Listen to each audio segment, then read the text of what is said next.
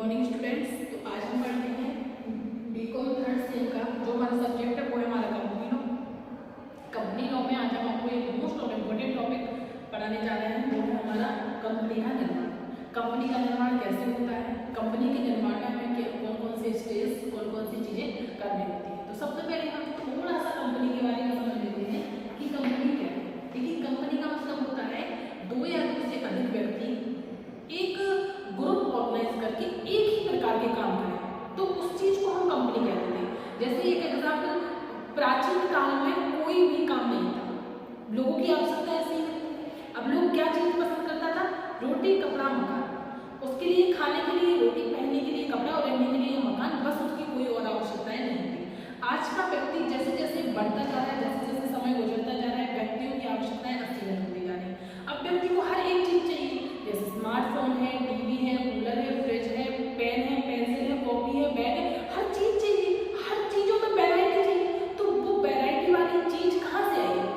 कहीं ना कहीं तो बनेगी, और कहीं ना कहीं जब बनेगी तो वो एक अकेला व्यक्ति बनाएगा नहीं, तो वो एक ग्रुप ऑर्गेनाइज करेगा। तो उस चीज को अपन क्या कहेंगे? कंपनी। पहले प्राचीन काल में कुछ नहीं था तो लोग साथ में बैठ के खाना खाते थे, एक ही काम साथ में बैठ के करते थे जो समूह में किया जाता था, वो है खाना खाना।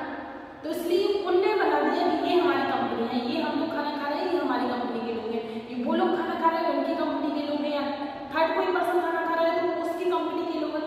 उन्होंने कंपनी का अर्थ उसमें बनाया था केवल खाना खाना।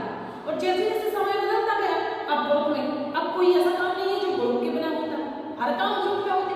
हम यहाँ से लेते हैं स्टडी ग्रुप में होती है ना। हम कोई मॉडल बनाते हैं, हम कोई कॉलेज में पार्टिसिपेट करते हैं, वो ग्रुप में करते हैं। तो ये हमारी एक कंपनी है। ये क्या है? ये इसकी कंपनी, उसकी कंपनी, इसकी कंपनी। अब जैसे ये मार्कर है, मैं यूज कर रही हूँ, ये बोर्ड है, मैं यूज कर रही हूँ, तो ये कहाँ बना? ये कहीं ना कहीं तो बना होगा, और जहाँ बना होगा वहाँ एक व्यक्ति तो काम नहीं कर रहा होगा।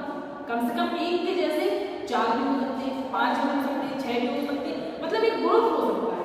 और वही ग्रुप हमारा क्या है? कंपनी। उसी ग्रुप को हम क्या कहेंगे? कंपनी। अब हम बताते हैं कि कंपनी का निर्माण कैसे होता है।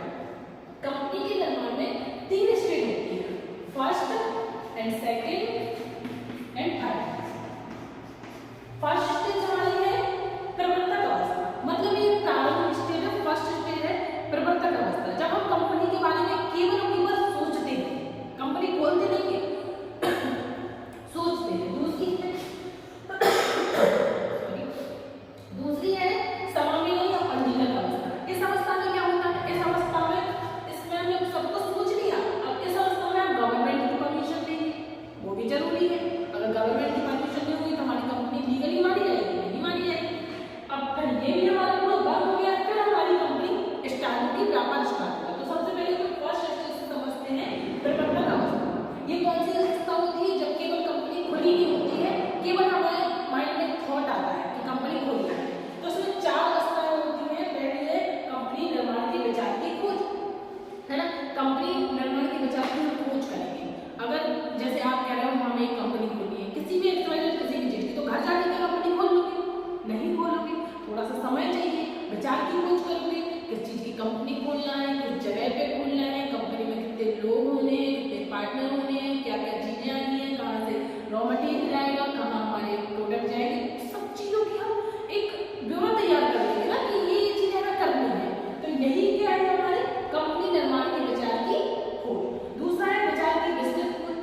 अब जैसे मैंने सोचा कि मुझे कुछ कंपनी खोलनी है, मैंने विचार कर लिया, हो गया। अब उसकी विस्तृत खोज नहीं होगी।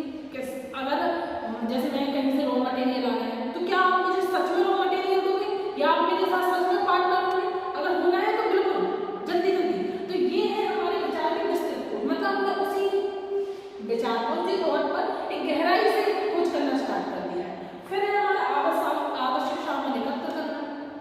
आपको जैसे मोस्ट मतलब आवश्यक सोर्स भी होंगे जो हमें इकट्ठे करने हैं, क्योंकि कंपनी खोलनी पड़ेगी। तो एक जैसे एक मकान चाहिए, मशीनें चाहिए, घर चाहिए, किस जगह पे खुलना वो चाहिए, कौन से काम, तो बहुत सारी चीजें नीड होती हैं। तो सारी चीजों को हम इकट्ठा करेंगे तब तो हमारी कंपनी खुलेगी, है ना। फिर पूंजी इकट्ठा करना, ये मोस्ट इम्पोर्टेंट है, क्योंकि विदाउट कैपिटल, विदाउट मतलब पूंजी के बिना किसी भी प्रकार का बिजनेस नहीं चलता, चल ही नहीं सकता।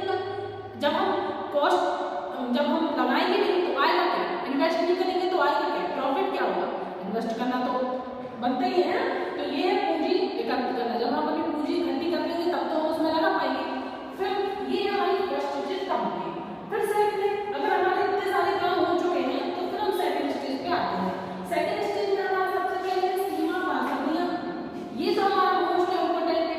इसके बिना तो कंपनी खुलना खुल ही नहीं सकती। क्यों नहीं खुल सकती? क्योंकि जब तक गवर्नमेंट हमारी कंपनी के सीमा पासंदियों को पास नहीं करती है तब तक हम किसी भी प्रकार की कंपनियों को नहीं खोल सकते। तो ये हमारा सीमा पासंदियां, ये क्या होता है? इसमें कंपनी की सारी, कंपनी से रिलेटेड सारी बाहरी जानकारी होती है। कंपनी खुलनी है, कहाँ खुलनी है, किस चीज की खुलनी है, कितने लोग पार्टनर है, किस स्थान पे खुल रही है, निवास कहाँ है, इसका हर चीज इसमें लिखी हुई होती है। और ये प्रपत्र किसके पास जाता है? गवर्नमेंट के पास। जब गवर्नमेंट इस प्रपत्र को पास कर देता है फिर हम अपनी कंपनी के और जो आगे है वो कर सकते हैं। फिर अंतर नियम होता है। अंतर नियम क्या होता है? ये तो सीमा पासंदियां नहीं है, इसका मतलब सीमा पास लिमिट बाहरी है। अंतर नियम नाम से स्पष्ट हो रहा है, अंदर के नियम। कंपनी खोल ली, गवर्नमेंट ने भी पास कर दिया, अंदर के रूल्स रेगुलेशन भी बनाने पड़ेंगे कंपनी को चलाने के लिए, संचालन करने के लिए। कितने एम्प्लॉय है, कौन कहाँ बैठेगा, कौन से रूल्स रेगुलेशन फॉलो होंगे, तो वो भी हमें बनानी पड़ेगी। तो वही रूल्स रेगुलेशन क्या है? हमारे अंतर नियम। फिर है हमारा वैधानिक घोषणा। वैधानिक घोषणा, वैधानिक घोषणा होगी मतलब बहुत सारी चीजें ऐसी होंगी जो गवर्नमेंट के थ्रू होंगी, गवर्नमेंट के रूल्स फॉलो करने होंगे।